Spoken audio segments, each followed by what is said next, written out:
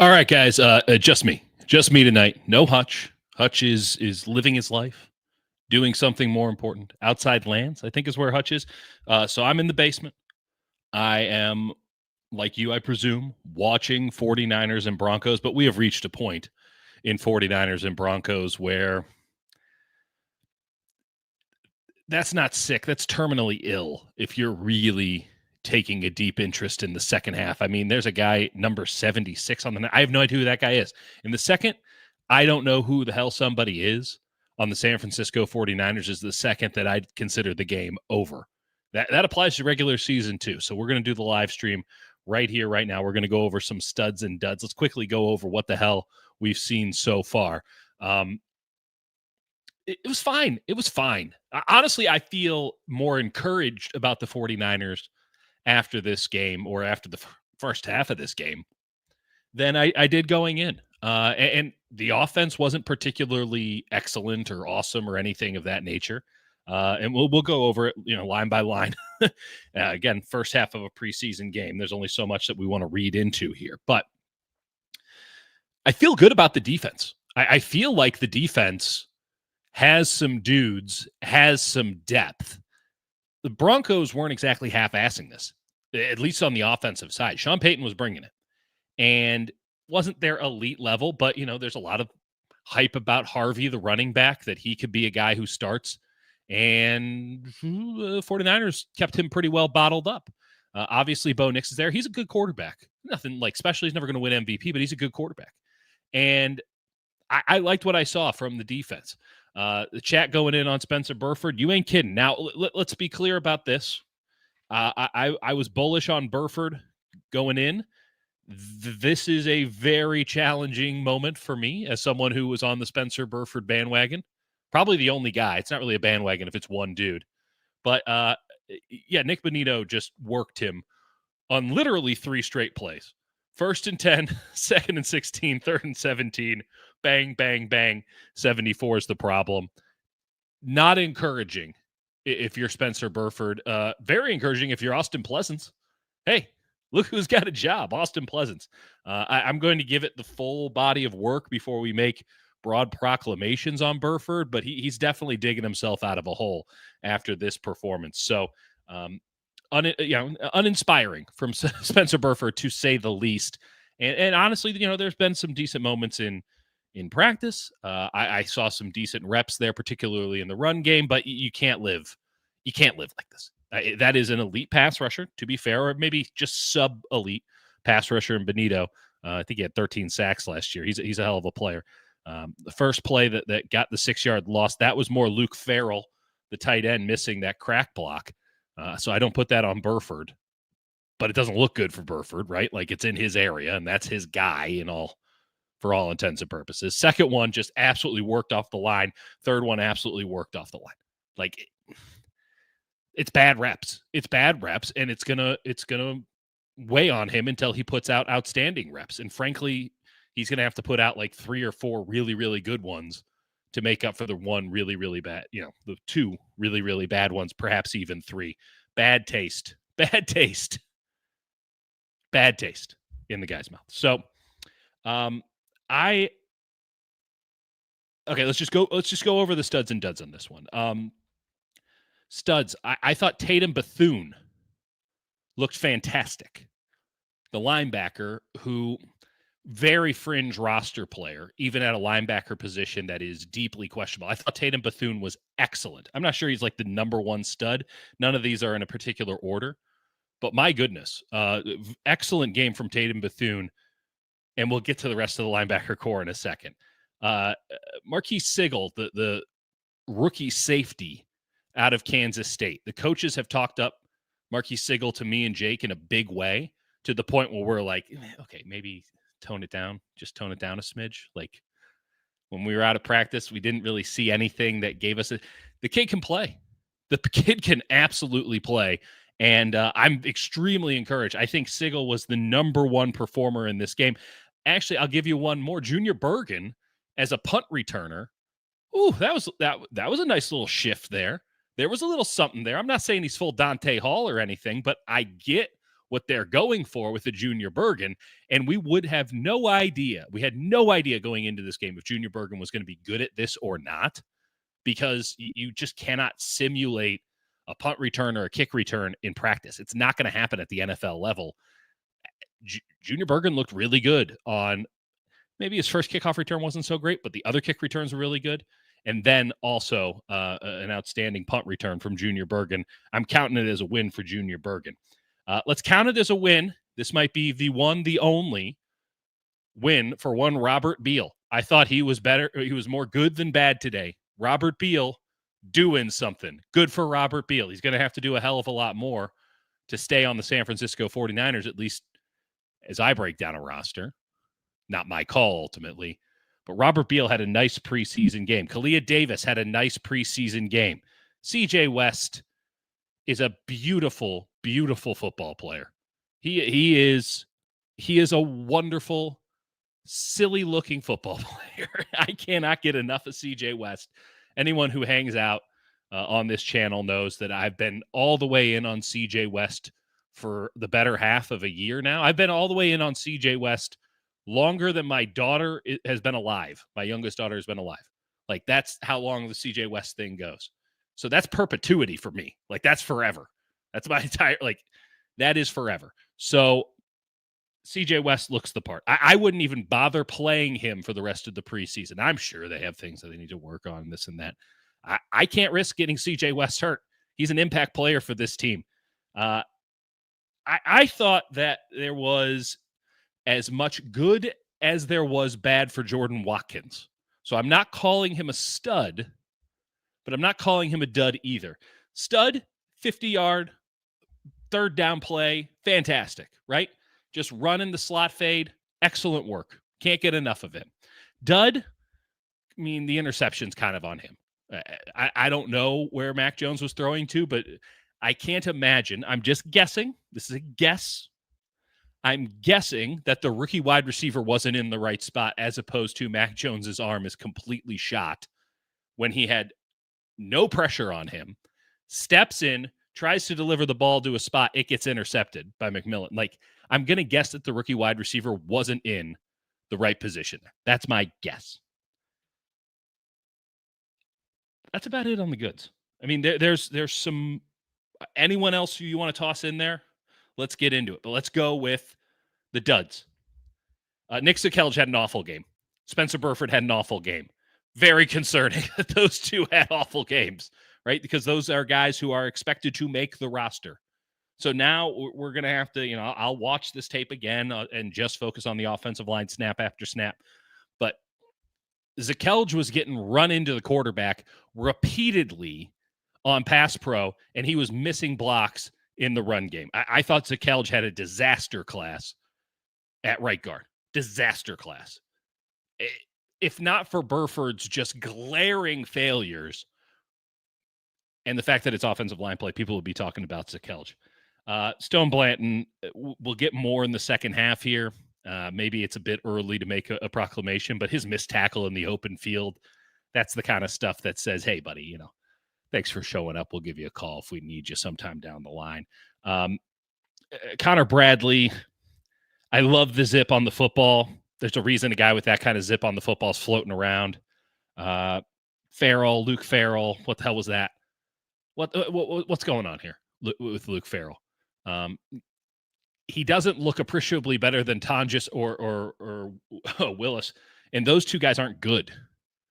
So not encouraging that Luke Farrell, someone that they gave serious money to, like life-changing money for you or me, he doesn't seem like he's a stopgap for what has been one of the biggest problems for the San Francisco 49ers over recent years, which is they have no backup. They have no backup for George Kittle. Farrell with an unimpressive start. Let's call it a reverse. What was the guy's name last year? A reverse Saubert, where Saubert comes in week one against the Jets, looks incredible, and then the rest of the season was doo-doo. This might be a reverse. That's the best case scenario here. Darrell Luter, I thought, had a bad game. I know he had a nice pass breakup. I thought that he was getting lost in coverage. I think it's his breakdown that allowed that easy touchdown in the back of the end zone to the Broncos tight end. He was supposed to stay out because it's cover 3 or cover 4, like it's preseason football. Don't know why you would leave that corner of the field open, but alas, it was. I didn't enjoy watching him in the run game. I was unimpressed by Darrell Luter in this one, and it's somebody that I've been kind of waiting to see get this kind of opportunity. Early returns not ideal. I'm going to throw Dallas Flowers in the bad category, though I do think that Dallas Flowers wasn't like horrible. Like I feel bad kind of putting him in here with some of these other guys, but yeah, he got burned on the tight end on the touchdown. Sorry, with Trent Sherwood. Like that was a really good throw, really good catch. He still gave up the touchdown there. Okay, maybe that's a bit harsh. Maybe it's a bit harsh, but here we go. Third down penalty early in the game. Can't happen. And then I saw the really bad return. It was such a bad return. I know that Luter had the nice pass breakup. He wasn't in great position on that play. He was a step or two behind. It was just an underthrown ball. And yeah, I didn't like what I saw from Luter. I'm not feeling great about the cornerback position, which is something that we hadn't talked. The cornerback position, we go, they got some decent depth there. Like they'll figure it out. I wouldn't be shocked if we see more people getting churned through at corner against the Raiders and then against the Chargers, because Luter and Flowers, I like Flowers. Maybe it was just not the best game for him. I can see the vision there. He's a former starter for the Colts, all these good things. I'd like to see somebody else get a shot, right? If we're gonna have this as a legitimate look to try to find some serious depth here at a position that is a serious question mark. And then we're going to talk about Nick Martin. Nick Martin had a very bad game in the first half. There's no way to sugarcoat that.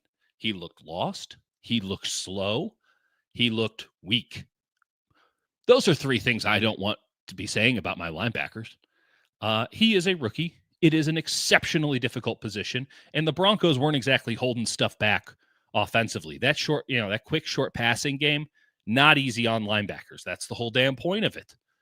But my goodness, he looked like somebody who is fringe roster, like him and Stone Blanton giving me the same vibes right now. And for all the yapping about Nick Martin, this would have been a good opportunity to shut me the hell up about all my concerns. And he'll get ample opportunity moving forward. He'll get more reps against the Raiders. He'll get more reps against the Chargers. He'll be on the roster all year. He'll get reps in the preseason next year. He's going to get a long runway, and perhaps by the end of it, he'll have shown what he can do. But it looked apt that he was wearing 45 because it was Demetrius Flanagan fouls all over again. Too small, too slow, not instinctive. I really did not like it. Now, I'm going to be fair here. I was paying a lot of attention to him. I was watching a lot of Sigel. I was watching a lot of Nick Martin. I was watching a lot of Collins. I was watching a lot of CJ West. These rookies were the guys that I was really looking to pay attention to. And, Collins got pushed around in the run game a little bit. So did West to a degree. We should be fair on that. I thought Collins had enough good reps where you can see the vision and understanding where he's at in coming back from the injury and getting his legs under him. I'm not writing off Alfred Collins in any way, shape, or form yet because too big, too strong, too fast. And when it pops, it really I saw enough, right? You got that little twinkle in the eye. You saw enough, I think, to be like, hey, well, let's see this one through. Let's not get hasty on this. I'm feeling a little bit hasty about the Nick Martin situation. Also, I'd be totally remiss not to give a shout out to Chase Lucas, who I thought was outstanding in the first half. Kind of hard to have any other opinion. A nice thing to see, one for Chase Lucas, a veteran who has hung around trying to make it happen, but also a team that, listen, Upton Stout's going to start at slot. There's no question. Everyone on the 49ers agrees. It's not formal or anything like that, but Upton Stout is going to start because he is just he's a supernova in practices. He is about it. And he's smart, and he is physical. He is out there to inflict pain. The problem is he's tiny. So it's a good thing to know that the 49ers at least have perhaps some competency backing him up. Because it's almost impossible to imagine, that Upton Stout is going to make it through a 17-game season at his size. Hope I'm wrong, because he is fun as hell, and I look forward to you guys being able to see him on the football field. He is fun as hell, and it takes seconds to be like, oh yeah, that dude's got the crazy. You know, the fabled crazy that Jake and I talking about so much. Does he have it? Oh yeah, this kid's got it in spades. So it's good to see that Chase Lucas had a nice performance today, because at least then we can say, yeah, he's not that bad. Whereas last year we would have been like, Jesus Christ, do they bring Diamador Lenore back to the slot? Like, we got to do something here. So good for Chase Lucas. Way to win a job, even if it's like the last job on the roster. Okay, all the comments have been in the corner so far, but we're just going to go. We're just going to go a little bit here. Let's go filthy casual. Was Collins keeping his pads low? As far as I could see, I mean, when he was getting moved around in the run game a little bit, it's, you know, zone blocking. They're giving you the run. They're kind of getting the angle on you. I'm going to watch the lines a little bit more thoroughly on a rewatch. And again, first half, there's a lot of guys on the field who, you know, the UFL stars of tomorrow on the field tonight. I'll watch it again, but from my vantage point, first watch, kind of doing the quick replays after snaps, I thought he was fine. And honestly, I don't think pad level is going to be his issue. I talked about this on another show I did on Friday. You know, Jake texted me the other day. He goes, it sounds like they're starting to talk about Collins the same way that they talked about Kinlaw, which is a kiss of death if you know the 49ers. But they're very different. And it's not because Collins is going to be a hit and Kinlaw was a bust. I don't know if Collins is going to be a hit. I really don't. And Kinlaw had all the potential to not be a total bust. And hell, I think he just got paid a ton of money. So clearly someone still thinks that there's something there that can be squeezed. But Kinlaw's issue was he was 6'5", 300. I mean, he was a specimen. He's the exact thing you're looking for when you are just drafting on spec a defensive lineman. The problem is he was a bad defensive lineman. Like, he had no technique. He had no ability to execute the basics of defensive line, which is he would stand up immediately anytime someone made contact with him. He was just very easy to unfold the chair, if you will. And that's the opposite of what I see with Collins. Collins' issue is that he can't yet do, and perhaps will never be able to do, what Chris Kusarek, defensive line coach for the 49ers, wants him to do, which is shoot the gap, get upfield, explode. Chris Kusarek's ideal world is that none of his defensive linemen even touch an offensive lineman. They just get into the backfield as fast as possible, agents of chaos, and who cares if they're running a screen to the other side? Go. Collins at Texas, and Jake did great breakdowns on this during the draft process. Collins at Texas was a two-gap player.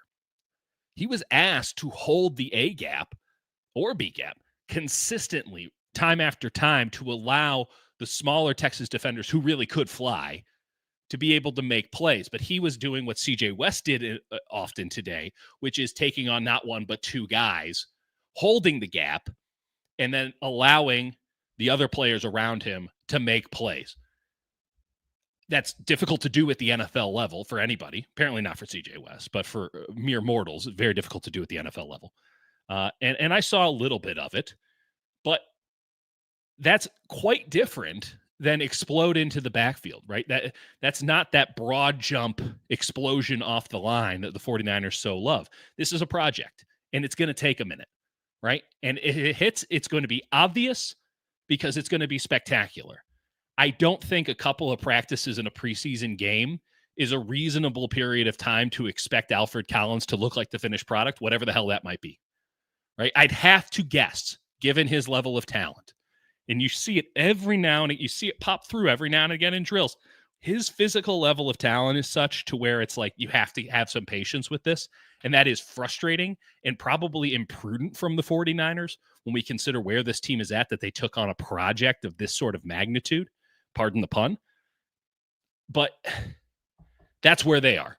And luckily, they have a guy like West who can give you immediate impact on the defensive line. And Kalia Davis looks good. And Sebastian Valdez might just make himself a football team, as we thought he might, as he thought he had a chance to do when we broke down the UFAs after the draft. So I'm not worried about Collins yet, but you can be worried about him because he is an enigma. And ultimately, he is not what he is eventually expected to be yet. And I don't know how long it's going to take for him to get there, if he'll ever get there. And the project is just a little bit frustrating because the 49ers need players now as opposed to theoretical players down the line. Like the Eagles can get away with shit like this, where they draft a guy and then take a year or two to develop him because they have the players in place now to hold down the fort, right? They don't need the replacement today. They need the replacement for a year or two down the line when that guy gets too expensive and they move on from him. And that's what the 49ers used to do, or at least that was their model. But they don't do that anymore because they got rid of all of their veterans, save for the very, very good ones this past offseason. So now it's just rookies, journeymen, and the most expensive players ever. It's a very good representation of America. It's a lot of 1%ers. And then 1% holds all the talent for the San Francisco 49ers right now. And maybe some kids are coming into the workforce that can change that paradigm down the line. But it's frustrating in that regard. It's frustrating. Nick Martin, awful tackling. You saw what I saw. I don't get the impression of a lot of doom and gloom. I'm not going to blame anybody for being doom and gloom coming into this chat. I've been priming the audience for that for a long time. I'll tell you a little something. When I was at practice last Thursday, so I didn't go to the joint practice, I saw Naked Gun instead, which was a great life decision, by the way. But when I was at practice last Thursday, I didn't, because I haven't been there every day because of paternity leave and such, and I'll be there every day in perpetuity. But I was wary of making broad proclamations off of one practice, right? Everyone's entitled to a bad day. Anyone can have a good day. And when I initially started covering the 49ers, I was also covering the Raiders as a columnist. So I was switching between Napa and Santa Clara every other day for the first couple of years that I was working in the Bay. So I wasn't getting that sort of, highly concentrated dose of training camp to where I can feel like I can make very strong proclamations on what is and what isn't. So this is the first time in a minute that that's been the case. But what I remember from last year, and what I've learned over the years in covering training camps, is that the day-to-day doesn't matter as much as the big picture matters. And every camp will give you a big picture. And the big picture of last year, anyone could have deduced: chaotic, lazy, hungover, not ready for prime time, and that carried right into the regular season. I don't know what happened in that Jets game, but can't tell me I'm wrong. This year, my impression was that this team is just pretty mid. And the joke that I told Rob Stats Friday was the best player at 49ers training camp has been the schedule. The 49ers aren't going to win 10, 11, 12 games because of George Kittle or Christian McCaffrey or Brock Purdy or Fred Warner or Nick Bosa. No, they're going to win that because of the schedule. At least that's how I hear it being told. The schedule is very, very easy. I'm not saying it's not a factor, but I would have loved to have been at this point in the preseason, because now we're going to get into the nitty-gritty, right? They're going to go to a joint practice against the Raiders later this week. They're going to play the Raiders. They're going to come back. They're going to get a couple of days. They'll probably do the dress rehearsal against the Chargers, and then they're in Seattle game week, right? And the Seattle game week really starts before the Chargers in many senses. The roster is they're going to start making like legitimate cuts here in the coming days.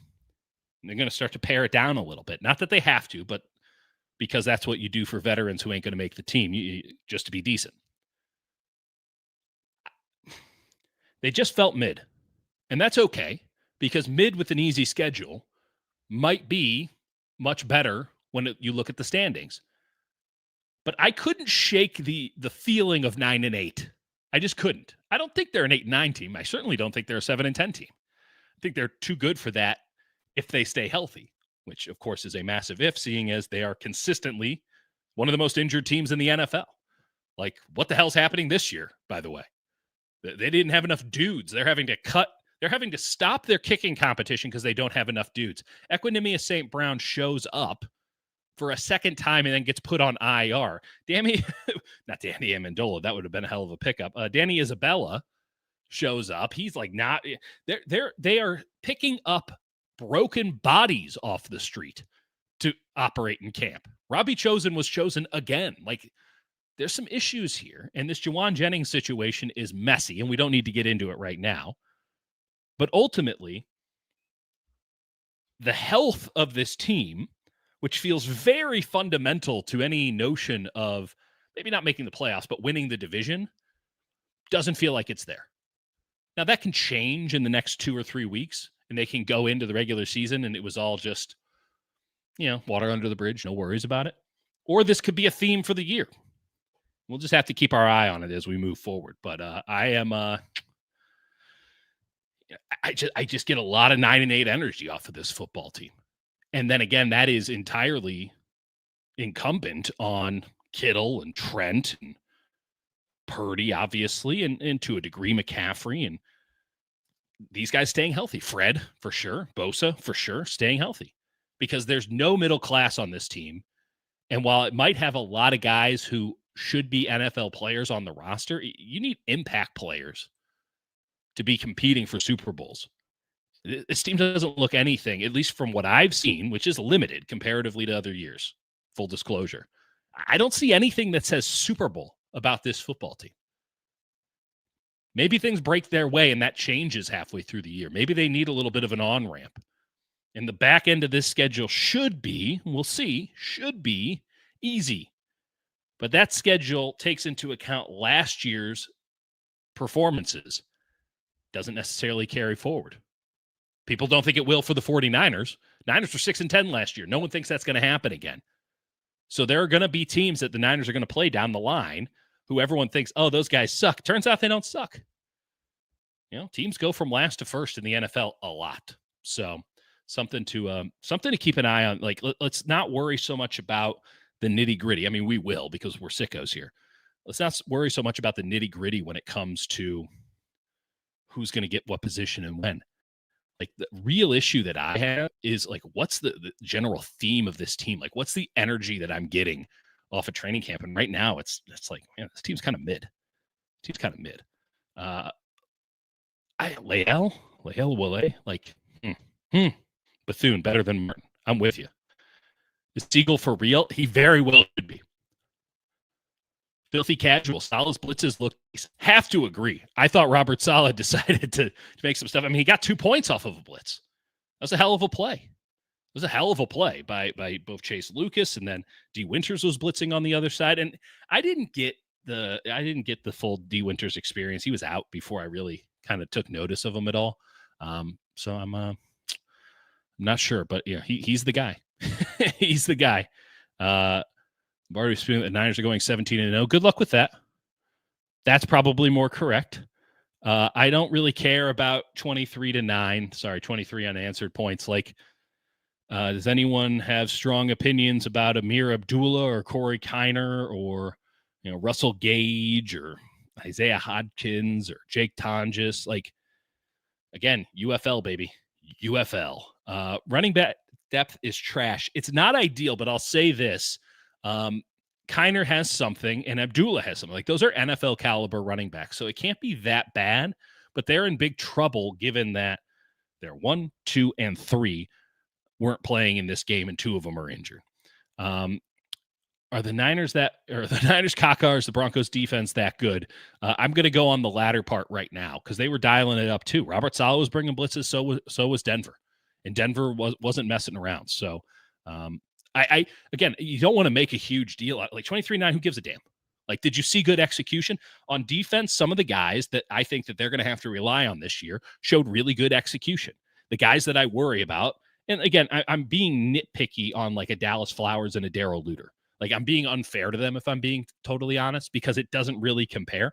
Like those guys weren't great. Those guys aren't starters. Like Nick Sakelj had a disastrous game. That guy's not a starter. I think it's encouraging that a guy like Tatum Bethune looks so damn good today because you need a starter. Like I think Luke Gifford is ultimately the Sam linebacker on this team, but like if Tatum Bethune can take that job, that's great because Tatum Bethune should sure as hell be the backup right now as it stands, and it is early yet. But Tatum Bethune should sure as hell be the backup at will.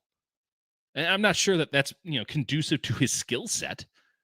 But ultimately, I don't see much of a skill set right now with Nick Martin, and he has ample opportunity to show it from here on out. But he better start showing something because early returns are not ideal.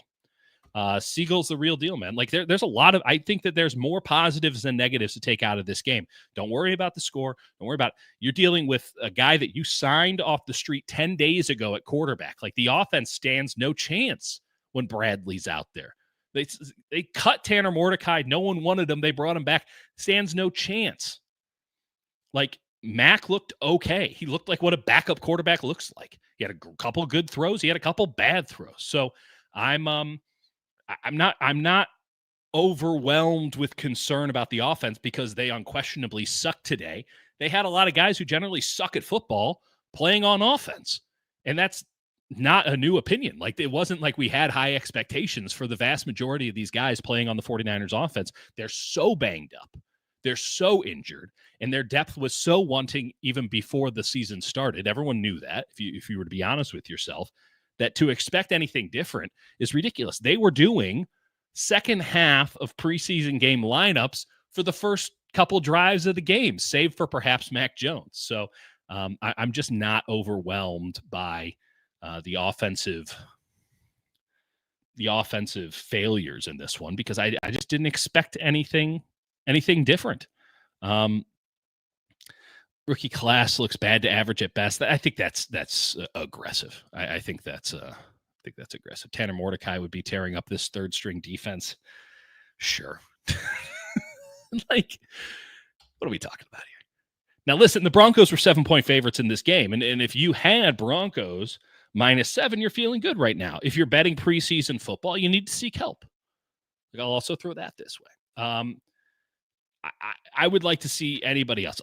One other thing I want to note here. And again, anything you want to get in, any questions, any comments, we'll talk about it all in the chat. They started with 12 personnel. Some of that is that there's only one fullback on the team. They're a 21 personnel team. You move over to 12 personnel because you're not going to play juice in a preseason game. But as someone who has said that they're going to play a lot of 12 personnel this year because that's what Sean McVay did last year, a little bit of a vindication. We'll see what happens against Seattle. And it might be a week-to-week thing. And it might actually be 21 personnel lined up as 12 personnel because they used Juszczyk as the second tight end because Luke Farrell kind of sucks. I did see, I don't play video games anymore because I don't have the time, and also I don't gamble anymore. And apparently video games are just gambling now. Like, hey, buy these packs of cards so that you can play Madden. Regardless, out of curiosity, and I don't think that they do a particularly good job with this, but out of curiosity, I wanted to see what the 49ers Madden ratings were. And Luke Farrell was like one of the worst rated players on the team. He was in the 60s. Unencouraging. I kind of liked a little bit of the tape that I saw from Farrell at Jacksonville. I did. I thought that wasn't the worst signing in the world. And I'm not going to completely back off of that stance off of one preseason game and a couple of snaps, but it was a bad snap. It's a bad snap. Unencouraging. Offense in general, unencouraging. I mean, even Watkins, who has the standout play on offense, like, did a couple bad things after that. So you're getting the who. By the way, Watkins might be the wide receiver 2 on this team in week 1. Like, they got a real issue at wide receiver here. Let's just do the Jauan Jennings conversation. Brandon Ayuk ain't coming back anytime soon. That knee exploded. It done exploded. So Your wide receiver 1 is Jauan Jennings. Put a pin in that just for now. Your wide receiver 2 is Demarcus Robinson. Demarcus Robinson's getting suspended. I don't know when. Should have happened yesterday or the day before so we could all just move on with our lives. But he should be suspended given that his court case has been fully adjudicated, to my knowledge. And the NFL's collective bargaining agreement says, hey, you're suspended for 3 games for a DUI. So you're down 1 and 2. And again, we're just putting a pin in Jennings for now. Pearsall, he's in there. He's looked good. Thank goodness they're not playing him in preseason. But that's where we're at now. Ricky Pearsall, who kind of needs the reps, if we're being honest, not playing in preseason because they can't afford to possibly get him injured. And after that, dealer's choice. I mean, I'm just going to pull up our lads real quick. I mean, I don't even know who's on the back end of the 49ers situation, like wide receiver situation, because there's so many different people that have been coming in and out. Cowing, we haven't seen Cowing in weeks. I guess we presume he'll be fine. Who knows? Russell Gage. Okay. Maybe by default, Russell Gage gets it. I will say this. I think Junior Bergen earned himself a roster spot tonight. Has nothing to do with him being a wide receiver, but he looks like a good punt returner.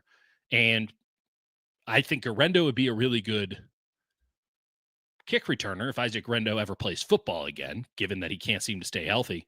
So Bergen's on the team. And if you're keeping 5 wide receivers, which when you break down the roster, you kind of have to, you really only have 4 spots because I don't think Bergen is ever going to give you impact as a wide receiver. So you're going Pearsall. If we're just talking week 1 as it stands today, fast forward, kind of a false premise, but let's just play the game. It's Pearsall and Cowing and Watkins and I guess Gage and Bergen. Pearsall, Watkins, Cowing, Gage, Bergen. Is that the worst wide receiver room in the NFL? That's some low down. And I liked what I saw from Jacob Cowing. I was really impressed with what I saw from Cowing in OTAs. I think Jordan Watkins really stands a chance, right? You're going to take the good with the bad, but at least you get the good. Pearsall was it. I shouldn't have to tell anybody who's hung out at this channel what I think about Ricky Pearsall, right? Like we carried the banner for months on Ricky Pearsall. Russell Gage has been an NFL receiver before. You root for him because he's coming back from injury. Man, you are looking down the barrel at a bad-looking situation. So let's talk about Jennings. I do believe that Jennings is actually injured. I think that he has no incentive to come back and play football anytime soon. And I don't know when anytime soon, what that time frame actually inhabits. So let's just run through the scenario here real fast. Jauan Jennings, I think it leaked out through Schefter right before training camp that he wanted a new contractor to be traded. Probably could have handled that business much earlier. I will note that the 49ers handled all of their business, right? Either getting rid of people and or giving the players that they did, the veterans that they did give or keep new contracts. They handled all that stuff in March and April and February. Like that stuff was handled. So the fact that Jauan Jennings didn't get the contract then was the 49ers saying, let's see you do it again, buddy. And I don't think they're wrong for that at all. And he might do it again, in which case he'll get paid by the 49ers or somebody else. But ultimately, the 49ers are not going to pay Jauan Jennings what Jauan Jennings thinks and perhaps might even be worth right now. They made that decision months ago. Nothing has changed in the months since, save for the fact that Jauan Jennings has gotten injured again and that it's another calf injury, this time, I believe, on the opposite side of, I guess, the other calf. He doesn't have 4 legs. His other calf from the one that he injured last year. And in that, there is a very real risk because I watch the NBA, of him blowing out his Achilles, right? And we saw with Christian McCaffrey, bilateral Achilles tendonitis last year. Seems bad. Seems less than ideal. And if you're Jauan Jennings, you cannot blow out your Achilles because you don't have steps to be giving up. You are already operating at sort of the baseline of acceptability when it comes to athletic traits. Now, you are an unbelievable winning football player, and you are a madman, and you will get by on that. But there is a requisite level of athleticism to be in the NFL, and Jauan Jennings is right up on it when it comes to foot speed. He's right up on it. Post-Achilles, Jauan Jennings is probably under it. And there's only so much crazy that you can provide before it starts becoming a detriment to your team more than a benefit, as it is currently with Jauan Jennings. And we've seen him even toe that line a little bit. He doesn't have a step to give. So he has no reason to be on the field anytime soon because his payday is coming down the line. It's not coming today. It's down the line. And he's got to keep that in mind. If he blows out his Achilles, he's playing for the rest of his career on the NFL minimums. Maybe someone throws him a couple extra shekels, but he is in a prove-it mode for the rest of his damn career if he blows out his Achilles. So why would you risk it? Why would you risk it at all? And I think that's the point. I think that's the point of contention here. Jauan Jennings isn't taking that field so long as that calf is in any way bothered. He is coming back at 150% healed. And I don't know when that, because it's calves. It's really tricky. I've had tight calves for 14 straight years. I'm always in fear that my Achilles is going to give out. So imagine what happens if you're doing stop and start explosive motions as a profession. I'm just worried about picking up my kid and blowing it out. So the idea that Jauan Jennings is going to be rushing back to the field because the 49ers need him, no, he's got to worry about, I mean, not 9, but a solid 8-figure payday down the line. He's got to think about it. So I am not bullish on the idea that Jauan Jennings is just going to be there in week 1. He might be. He might. I'm not telling you he ain't going to be. But I'm also telling you that he won't. I'm not telling you that he will. Right? Like, if I'm Jauan Jennings and I have to think about the long-term possibilities for my career, and the 49ers have said, we're not paying you today, I got to think a lot about tomorrow. So that's where I think they are with Jennings, which means, again, Robinson suspended. Ayuk ain't coming back anytime soon. And I'm just considering 25 a wash year for Ayuk, if I'm being honest. Like, I don't expect anything from Brandon Ayuk in 2025. It's gravy if he can come back and give you anything.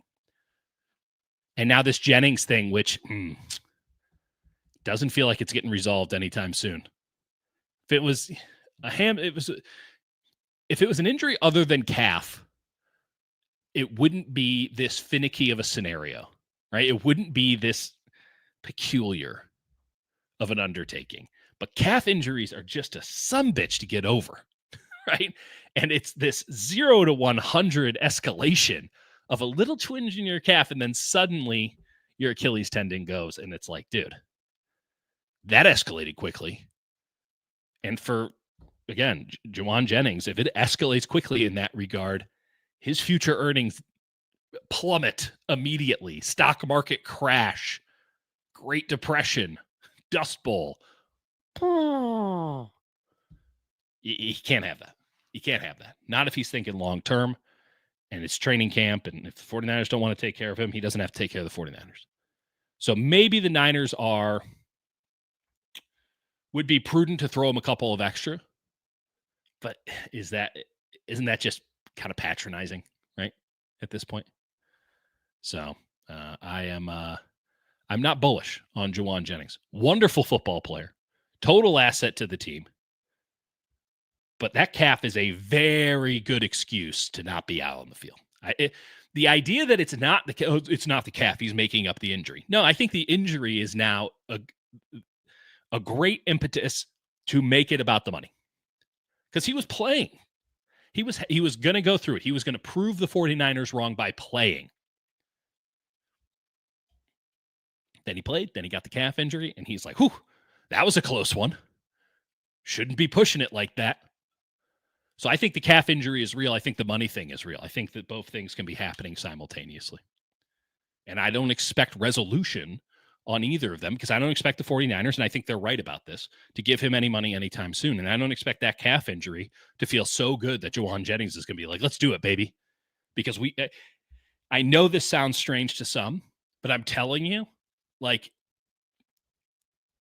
athletes see themselves as athletes first and football players second, right? And there is the fraternity of athletes that we will probably never be able to understand. I've been in that world, not as an athlete, but just in the day-to-day locker rooms, all these things. I've been in that world enough and talked to enough of these guys to understand that if something happens in basketball, like, guys in the NFL wonder what that means for them and vice versa. I don't know if hockey and baseball get in on this action, but like baseball, I guess, what happens fiscally in baseball, guys in the other leagues are looking at. The fraternity of athletes is always looking out for each other and always looking at each other, kind of trying to keep up with the Joneses. Remember the running backs bitching and complaining about guys on the mid-level exception in the NBA? Like, Timothy Mozgov's getting so much money. Why aren't we getting this money? They'd always complain that they wanted NBA contracts. Like, that was the term. It wasn't even just the running backs. They just wanted NBA contracts. Well, the NBA, the playoffs were defined in many ways by two dudes playing on tweaked calves and their Achilles tendons subsequently exploding. Like, that is front of mind for the entire athlete fraternity right now.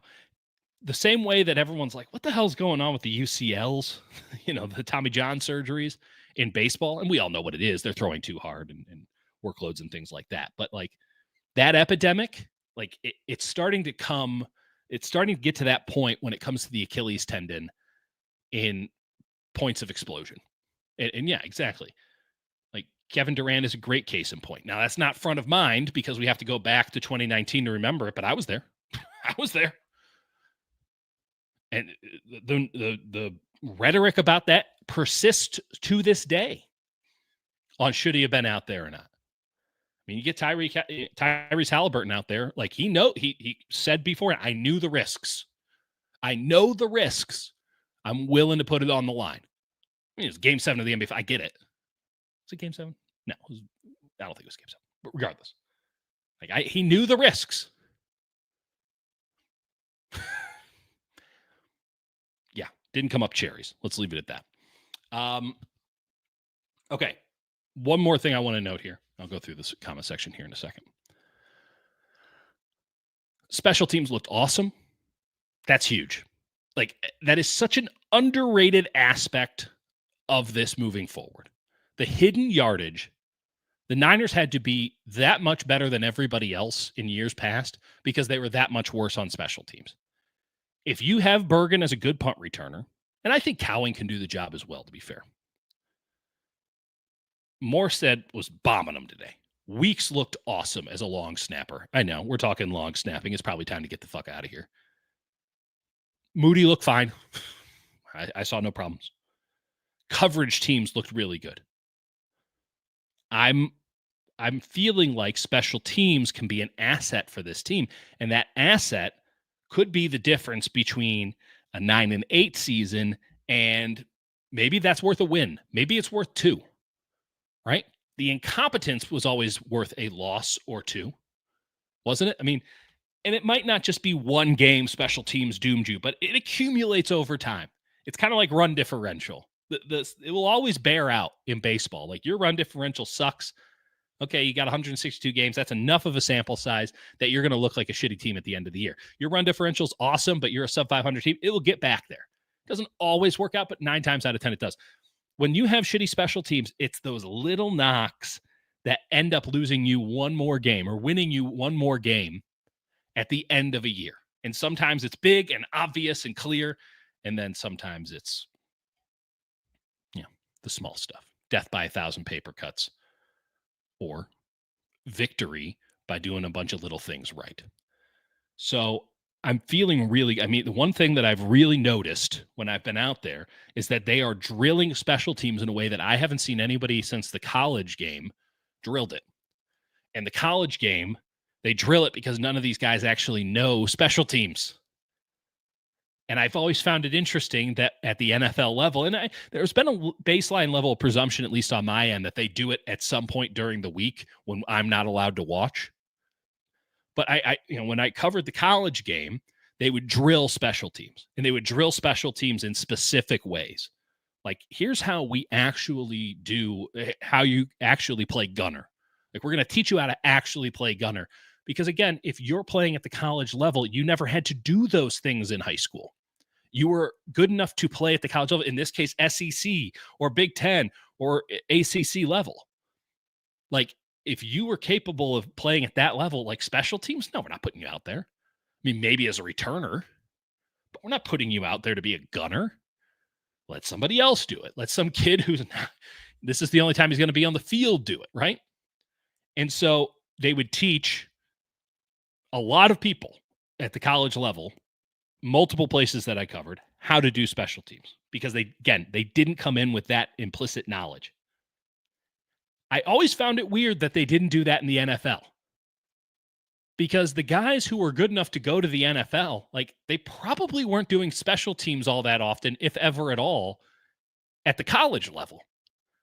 I mean, for a lot of guys who are at the NFL level, the first time they've played special teams in a serious way is at the NFL level. Like, wouldn't you want to teach them how to do it?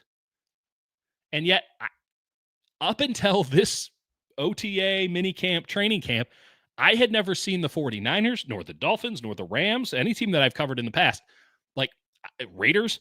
I hadn't seen any team actually drill special teams the way that I'm seeing Brant Boyer drill special teams. He's coming up with like interesting drills that make a lot of sense because if you don't see your drill in a game, your drill is not worthwhile. Well, I'm seeing a lot of drills that they're doing. They got trash cans out there and all this stuff. I'm seeing a lot of drills that I'm like, oh, yeah, that's a pretty good drill to get everybody in the right position in coverage. What a concept.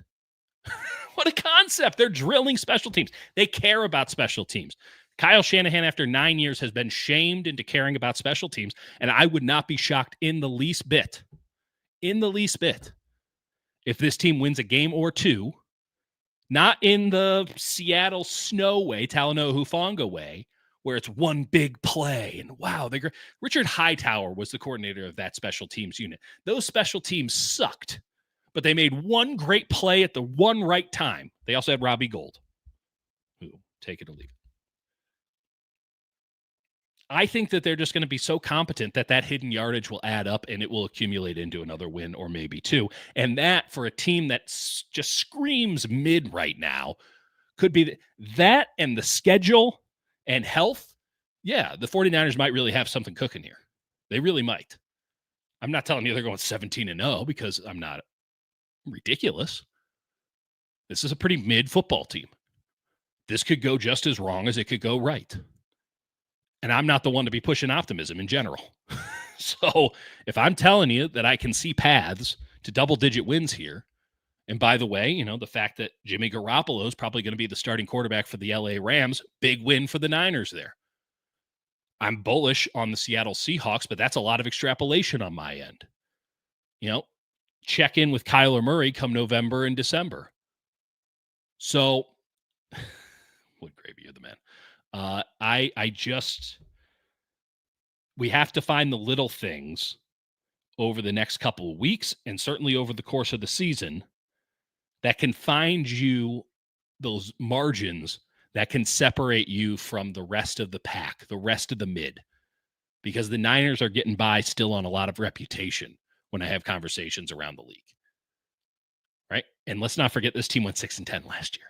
What was it, 6-11? They won 6 games, damn it. So the idea that they're somehow just going to regress to the mean in a positive way, that's not how the NFL works. Shit ain't sticky. So I am very curious moving forward if the 49ers can find more ways to affect winning that might not be in your face. Special teams, I think, is very much one of them. And I think they're in a really good place there. So while they scream 9-8, Brant Boyer is making me think 10-7, folks. And who knows, in this division, 10-7 might be all you need. I think it's a great division. I think that everyone's going to get their pound of flesh. And I mean, as Filthy Casual says, it'd be funny if McVay unlocked Jimmy G's potential. We'd have something to talk about, wouldn't we? I don't think it's going to happen. He played a little last year. I don't think it's going to happen, but Stetson Bennett did win a national championship. Wouldn't mind seeing him. I actually like Stetson Bennett coming out. All right, I'm going to hang out for another minute or two. Anyone wants to get anything in, let's get it in. I'm going to go through the chat here real fast.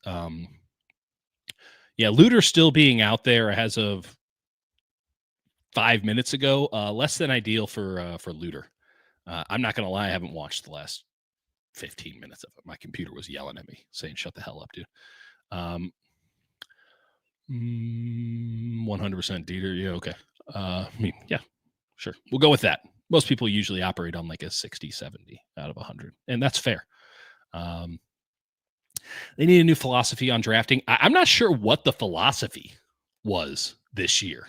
I know that they've sort of reverse engineered one, but I think they were kind of going by the seat of their pants, if we're being honest. The Nick Martin pick was just so wild to me, and it remains wild until it's proven otherwise, man. The Nick Martin thing, for his sake, I'm very concerned about it. I need to see the pop. Will Michael get the preseason run? It's a great question. I'm going to guess no. And that sucks. That's brutal, because I've said it once, I've said it a million times. You don't get that first season's preseason in, you're playing catch up the rest of your career. I mean, Pearsall's feeling this right now. Isaac Orendo is feeling this. Jordan James is going to feel this. Not getting that first preseason, you're coming in the next year effectively as a rookie. And that's kind of where I stand with Pearsall. I love Pearsall. I think that he has a chance to be a really special player. I'd prefer if he was this team's fourth receiver or third receiver to their clear-cut number one, right? Like, he's going up against Patrick Surtain on Thursday. Like, that's not what Ricky Pearsall should be doing right now. Like, Ricky Pearsall should be going up against McMillan and depth guys and kicking their ass. And so that you feel really good, but like, he's third or fourth on the depth chart because we have really good receivers in front of him. Like, Demarcus Robinson's got a decade in this league. He's a good receiver. Brandon Ayuk is a $30 million a year receiver. Clearly, he's something sort of good. And again, this is all theoretical. And then Jauan Jennings is, who would you rather have if you're a 49ers outside zone offense, which values blocking at the receiver position? Who would you rather have in the slot than Jauan Jennings right now? You could put Pearsall in there every now and again, but those are three receivers that are unquestionably better at their best than Ricky Pearsall is today. But they're not here for 3 weeks in the case of Demarcus Robinson, we presume, for who knows how the hell long with Jauan Jennings, maybe nothing, maybe a long time, and probably a long time, if not a longer time, for Brandon Ayuk. So congratulations, Ricky Pearsall. Your new number one is also your spot on the depth chart. And that changes the paradigm, because this guy didn't practice at all last year. That sounds like this big, broad generalization, and it is to a degree, let's be fair. It is a bit hyperbolic, but like, run me down with this. He had a couple of practices without pads. Pads go on, shoulder gets injured, doesn't practice. Back in for a little bit, tweaks something, doesn't practice. Gets shot, out for 8-9 weeks.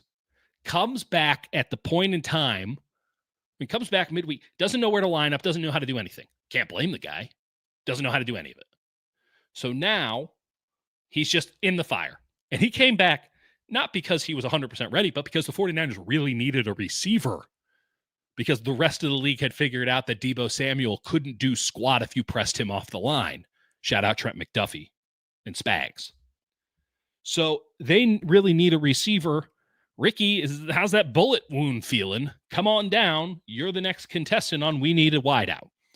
And he comes in and he looks like dog shit. He looks like dog shit for weeks. And there are moments when you watch the tape where you're like, oh, wow, he's open there. He's open there. Like, you can see how this would work. But ultimately, it's not productive. And when you talk to, Purdy is now coming clean on it. But when you're talking to people in the locker room, they're saying, like, yeah, he just doesn't really know what the hell he's doing yet. And at some point, he'll know what he's doing. And then Brock will trust him because they're on the same page. But they're like not even close to the same page. Because when Pearsall showed up, one, he wasn't really capable of practicing. And then by the time he was really capable of practicing, right, and giving you a full week because he was that healthy, which was a couple of weeks after he first made his NFL debut, by that point, they didn't practice anymore because at that point in the NFL season, everyone's so banged up, you're on walkthroughs only. You might get, and certainly no one's tackling or anything like that. So you're in theoretical football mode because you're halfway through the season, if not more. You don't need to be practicing like it's training camp. You don't need to be practicing like the first couple weeks of the season. Your bodies can't handle that sort of a thing. So Ricky Pearsall hasn't practiced football at the NFL level. This is his first real run the last couple of weeks, like last 2-3 weeks. I mean, he wasn't even starting in preseason because of an injury. So he's in many ways a rookie on this team. I know he had 2 really good games at the end of last year, but he is in many ways a rookie. He kind of got a cup of coffee last year. In baseball, there are guys who get called up in September. They show up the next year. Well, that's their rookie year because they didn't reach the limits, right? There's a certain number of at-bats and games and all that. Ricky Pearsall didn't get to those thresholds. This is his rookie year. The Cubs are trying to still figure out the arbitration numbers on Chris Bryant. Like, that's kind of what the Niners did, not consciously, because none of that matters, because that's not baseball. But, like, that's kind of what happened with Ricky Pearsall last year. He didn't practice football. This is the first time he's practicing football. That's your number one receiver. Jacob Cowling's not practicing football. This is not a guy who has a track record.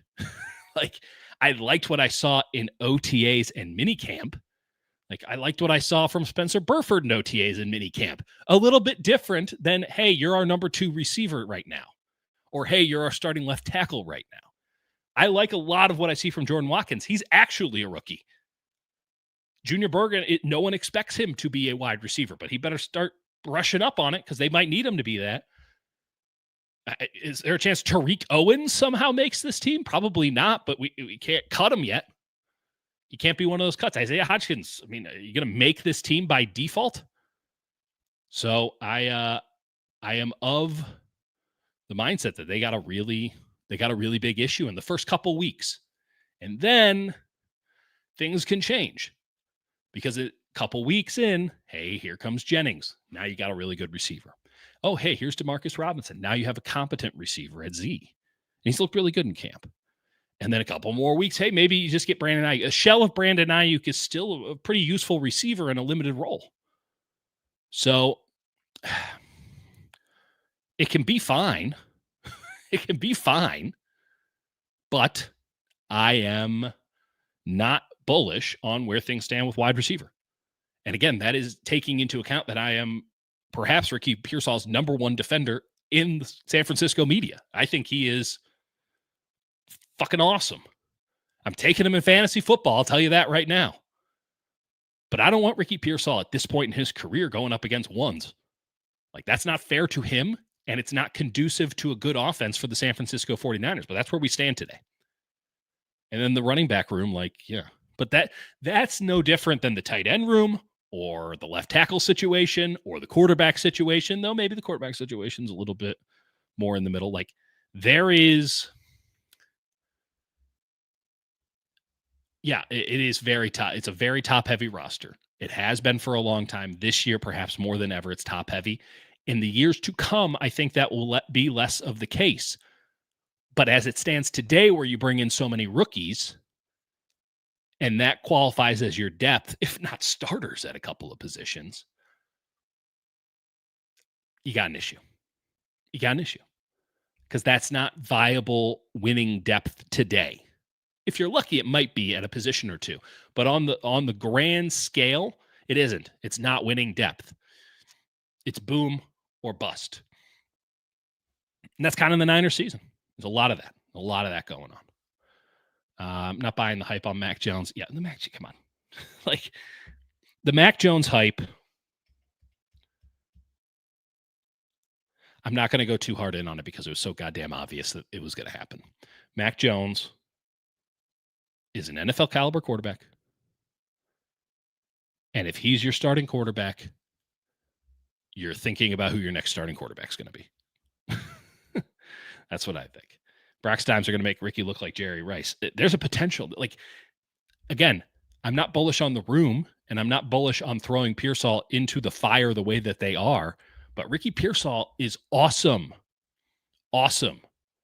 So don't confuse concern for, fading his potential. He's awesome. But this is too much too soon for a player that maybe next year this would be an appropriate thing. For someone who hasn't practiced to now be the wide receiver one, like I think on Thursday when he was getting locked up by arguably the best corner in the NFL, which you can't hold against him, like there's going to be a lot of that. And the problem is you have to get the ball to Ricky because who the hell else are you going to give the ball to? I'm not going to say that Jordan Watkins is somebody who sort of changes the paradigm because, again, that great catch, that 50-yarder that set up the early touchdown, totally countered by the fact that it was a clearly poorly run route. He was certainly loopy on the back end, and I'm going to give Mac Jones the benefit of the doubt on where that ball was placed. So he gives and he takes. That's the plight of a rookie wide receiver, and it's why Kyle Shanahan, when he drafted Watkins, said, I think it's going to be hard for him to see the field. I think it's going to be hard for him to see the field as a rookie. Yeah, I think it is going to be too, unless you have no choice but to put him on the field. We're not going to make the playoffs. I mean, here's the other. 7 teams make the playoffs. 7 teams make the playoffs. And the 49ers can absolutely be one of the best 7 teams in the NFC. So I don't think that watching their 3rd and 4th stringers start a game and then the 5th and 6th stringers finish the game changes the paradigm for what the 49ers 2025 season is going to be. But you ain't kidding that Nick Martin looks like dog doo-doo. I'm interested to hear what Larry has to say about that. I think I'll talk to him on Thursday. Jake is watching the game as we speak. Apparently, he's taking time away from outside lands. I'm sure we'll talk about it on Monday. We look forward to talking to you as well. This was cathartic. This was fun. We'll do it again a hell of a lot more. We'll see you on the other side. And shout out Goat Lord and Rara. Have a great night, everybody. We'll talk on Monday.